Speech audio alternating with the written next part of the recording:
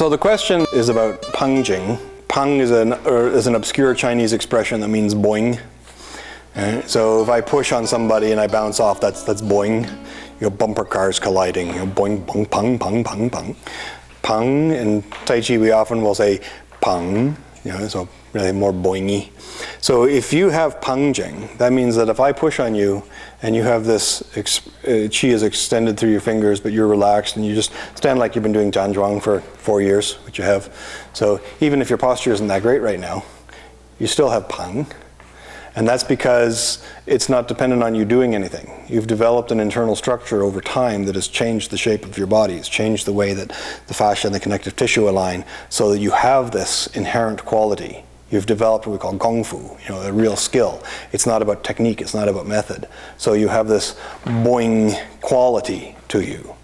And you can enhance that boing quality by thinking about it, by opening it up, and you can make it more effective. So now you just stand there and I bounce off. And if I push from over here, or I push from here, or I push from here, or I pull, then this is going to go into the ground. And if anything is not right into the ground, then because you are relaxed and aligned with the center of the earth, then if I pull you and I'm not pulling you pushing into the ground, you'll just relax and roll. You'll just turn.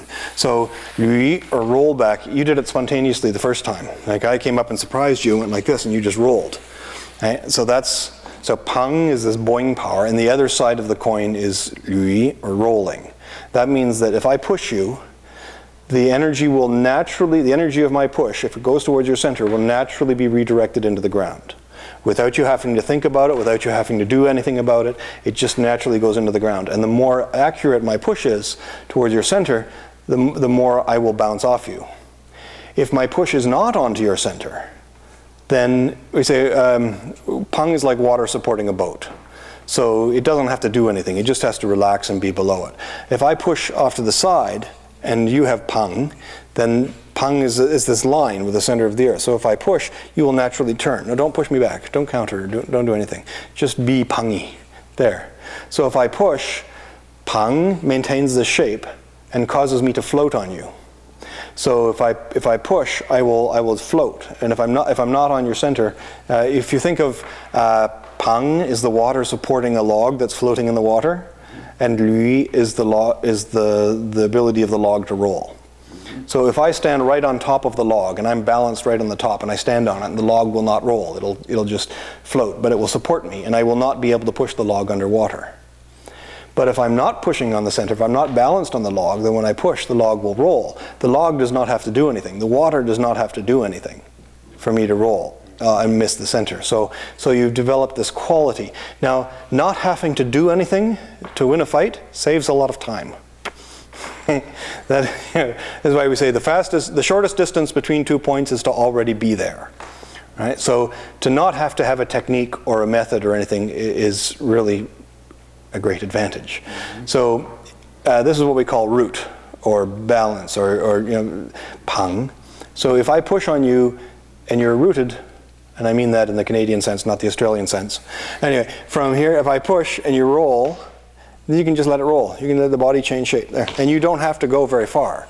And you can just make yourself comfortable. But whatever you do, don't try to hold me up. If I push on you, there, like that. So Peng is mobile. It's because the other side of Peng is Lui. So Lui, or roll back. But roll back is not moving me to the side. It's not pushing me to the side. The log doesn't go, get off! And the lumberjack is standing on the log like this, and the log starts to spin. It's not the log going, go away! It's just the log going, ooh. It's the log being moved. So my attack defeats me because of your superior quality. So you have really good Peng, which is about being relaxed and aligned and connected to the center of the earth. So if you push me, right? It's just like water supporting a boat. If you're on my center, that's fine. If you're not on my center, then there's no effort required. I don't redirect you. I don't push you off to the side. There. So that's Peng. That's the inherent quality. What you're trying to do, everybody has that to some degree. Anybody who can stand upright or sit upright or lie down upright has some degree of Peng. Meaning that if I push on some part of you, it'll probably go into the ground. If I push on you in a particular way, then you'll support me. and to a degree, to varying degrees. And if I'm really strong, then I can overpower the average person's Peng Jing. They don't have enough of it. But if you have cultivated it from standing like a tree for 4 years, okay, then when I push, don't even do anything with your arm. Okay, when I push, this is a quality that you have that most people don't have. Okay, and you don't have to. You're just thinking about standing like a tree. You don't have to think about pushing back. You don't have to think about redirecting the energy towards me. You just think about what you've done every day for an hour for 4 years. And you've developed this quality. Your body has changed shape. Your organs have moved. Your muscles have changed. The connective tissue, everything has changed shape from consistent practice, so that when I push, I'm going to bounce off you. You know, and if you do something, then that is technique. Okay? So if you respond, then that's not Peng Jing. That's the water trying to go get me. That's the water saying, okay, let's take this log and throw it at the guy. It's not the same inherent natural quality. But if you have that, and it just happens, right? Even if I push here, if you open up your lower back and you enhance the Peng Jing by opening up, you push back against my hand, you open up the lower back, and you think about spiral energy into the ground, then this redirects me into the ground, so that your body automatically will turn if I'm not on your center, and spiral and connect me to the ground. Right? And if you push and you turn, if I push and you turn your body there, now I'm pushing on a weak angle. If I still try to push on your center, then I'm in a weak position, still trying to push on your center, and you're just connecting it to the ground. You are still not trying to push me over, right? But I get pushed over. Not by anything that you're doing, but by this quality that you have cultivated. So that is the quality of Peng Jing. That is part of martial skill. It's probably the most important part. If you have really good Peng Jing, if you can maintain Peng Jing, then if you have Peng, you don't need technique. You don't need to do anything. You just become still and rooted and connected to the ground, and the other person takes care of themselves. Let's say if you have Peng Jing and somebody comes and tries to do a technique to you. So say you grab my wrist, and you grab it, but you hold on with Peng Jing. So you relax, and all you're doing is connecting this to the ground. So that if I move over here, you're not stopping me from doing that, but if I go towards your center, I'm going to hit the ground. So you have control, but you're able to regulate me, but you're not fighting against me, you're not doing anything. Now I try to apply a technique. Now I'll try to apply a technique called needle to the bottom of the sea. Okay? And this is a classic S-bend lock. And the idea is that I come up, and I go over, and if you let me do it, just relax, let me do it, and I go over and I connect to here, and then I roll down and I do this S-bend lock, and that puts you in the ground. Okay? It's a very effective technique when it works. The trick is getting it to work. Now if you just be natural, like you normally are, then I try to do this technique, and if I just think of it as a technique, and I go, okay, I'm going to move my hand up, and I'm going to go down, okay, I'm going to go up, and I'm going to lock his fingers, I'm going to just, like that. So you just have Peng Jing, but you also have method, which is sticking and following in a circle. So you're able to neutralize this technique, and you're not thinking about just this technique, you're just doing what you would normally do to anything that tries to affect your center. So if I try to apply something like that, okay, you're just going to connect. And that works because I'm trying to use a technique against a quality. Okay. You have quality, you have Peng, and my technique will not work. It would help if I had Peng Jing. So if you're holding on and I can connect to the ground like this, then I can move, and then I can affect your center like that. And you're using technique to defeat that. That last part is actually technique. But then there's method, right? So the technique is one thing, but the method of applying the technique is what we develop in Tui Shou and pushing hands practice. So it's sticking and following in a circle. So if you hold onto my arm and let go of some of that Peng Jing, and just hold onto my arm like an uneducated person. Okay? So you hold on to there, and I go up and over, and now I can use that method of sticking and following in a circle. If I don't stick and follow in a circle, and I just try to do the technique, thinking it's going to happen, then I'm going to have a hard time getting it to work. But if you hold on, and I just engage and stick and follow in a circle, and I have Peng Jing, then it's going to work very well. Okay? So you feel the difference. Oh, yeah. So First, we want to have quality. That is the thing that we're trying to defend. In a martial context, what we're trying to defend is our balance, our alignment, our ease, our comfort with our alignment with the ground. And we want that to become a quality that we have all the time. It's not something that we have to turn on or turn off. We can make it a little brighter and it can become a little more dim, but if we practice regularly, we develop this inherent quality that is always there. It's not something that starts and finishes. So when if you grab my arm and you want to control me, and you push me around, if I have peng, then this quality is going to inhibit your ability to control me, because now you're trying to control something that has a really strong allegiance with the center of the earth. Okay? I've got the earth on my side. Right? But if I'm not connected to the earth, then it's you and the earth against me, and you outweigh me. The two of you together. Yeah. So from here, if I have quality and I have method, the technique is incidental. Whatever technique happens, but I'm not going to be concerned with technique. Likewise, if you have superior peng, you don't need technique. Method will be helpful to help you maintain peng, but even then, if you have really good peng, it doesn't matter.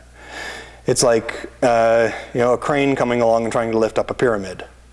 Right? The crane is not going to be able to lift the Great Pyramid of Giza. It's not going to happen. It's like trying to. You can have a couple of really strong guys working as movers, and they're moving furniture around, and then they come to the waterbed, and the waterbed hasn't been drained yet.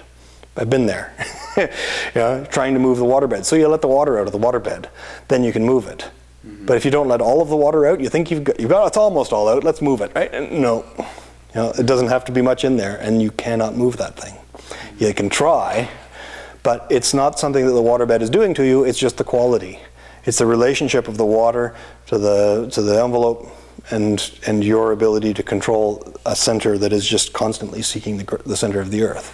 So when I push you, if you are constantly aligning with the center of the earth, and you're letting your center of gravity constantly seek that alignment, then you don't have to worry about me. You just have to think of the chi expanding outwards and expand that quality out to here, so that your fingers are doing the same thing that your center is doing, seeking the center of the earth.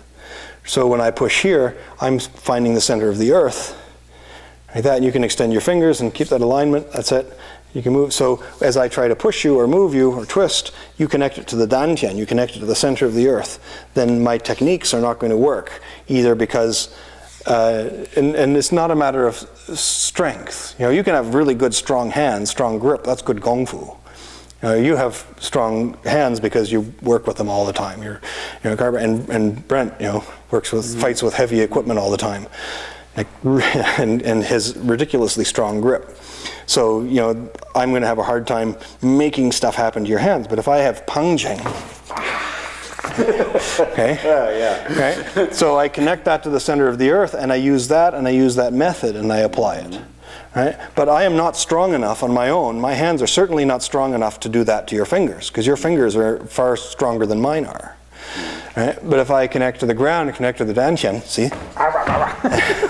Okay. Yeah. And the thing is, I'm not that strong. No. I could not do that with my grip alone.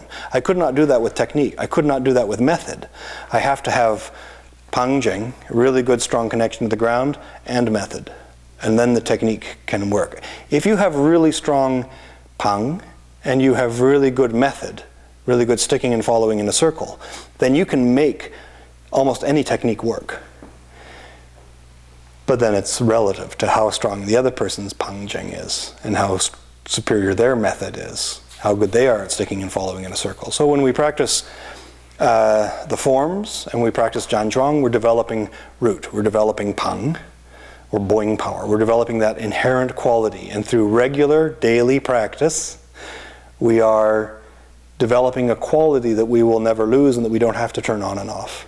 We don't have to, if somebody wants to pick a fight with us or they jump out of an alley at us, we don't have to say, oh wait, I have to sink the chi to the dantian, relax, breathe. Okay, now I'm ready. We don't have to do that. You can't. Right? Instead, they jump out of the alley and you go, what happened? Oh, are you all right? Yeah. And that's the way it works. And that's the way you want it to work. Somebody comes up and grabs you and they get surprised. They sneak up behind you and go, what the heck, just, and it happens when you develop that quality. And that's how, I get my butt kicked by a 75-year-old woman half my size. And, guys in their 80s can toss me so hard that my feet are off the floor when I hit the wall.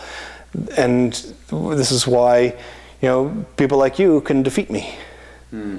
Because, you've 4 years against my 35 years of training, and I just cross hands, or I want to demonstrate a technique, and I say, forget it. Somebody else. Let's get the skinny kid. Just get, like that. So we need to develop that inherent quality. People who learn Tai Chi and they think, you do this technique is done for this, and this technique is done for that, they're missing the whole point. Right? As far as a martial art goes, they're wasting their time. Because the technique itself will not work. Techniques do not work. They will not work on their own. You have to have at least some method of applying them, and you have to have some inherent internal quality to make it work. If you don't and you just have technique, you're just deluding yourself. And this is why so many people doing Tai Chi, doing martial arts in general, are doing the forms, they're going through the motions, somebody punches, I block and I punch. Aha, that's what I do. Yeah, well, good luck doing that. You have to not just know what to do, you have to know how to do it, and you have to have the quality capable of making it happen spontaneously without having to think about it. It has to be natural instinct. So you have to have cultivated a quality that overcomes all of your emotional responses, like this, and develops your natural instinct in a way that will just connect you to the ground and make it happen. The thing is, we're designed to be able to do that. Our bodies are designed to be able to do that sort of thing, and we just don't, because we're disconnected all the time. So by developing Peng, you're developing a quality of being. You're developing a way not just of dealing with physical confrontations like that, but you're developing a way of understanding thought, emotion, and posture, and how they relate to each other, how they relate you to the rest of the world. And you can connect to the center of the earth and connect to the other people, and you expand that awareness to involve your environment as a whole, your relationship, your families, your businesses, your country, your religion, everything grows from that. And you develop more insight and more understanding, and it becomes something that you have all the time, everywhere, in every part of your life. So good. You guys practice that.